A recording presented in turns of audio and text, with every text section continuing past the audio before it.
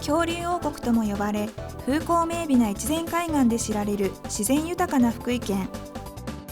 その福井に本社を構えるのが私たち日本システムバンク株式会社です。はい、皆さんおはようございます。昨日私の自宅に非常に嬉しいハガキが届きまし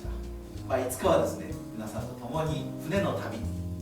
世界一周はちょっと無理かもしれませんが、近場でですね、2泊3日ぐらいの船の旅、ぜひ行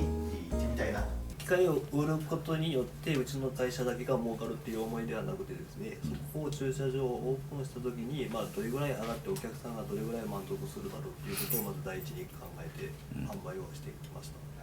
ろしくお願いします。死んじゃいます私。いただきます。一次面接から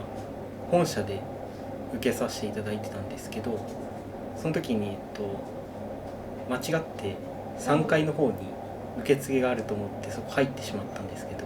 応対してくださって、ちょっと名前覚えてないんですけど、すごくいい方ですごい丁寧に上まで連れてっていただいて、最初に感じた親しみやすさというのはその後も同じですか、変わりませんか？入ってみた方がより良かったですね。皆さん優しく教えていただけるんで、自分でも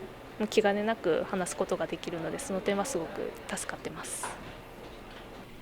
やっぱ怒ってるお客さんもたくさんいるけど、最後にありがとう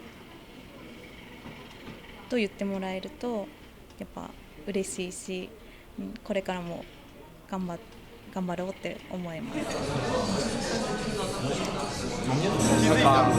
3人がすごい頑張っていいですね。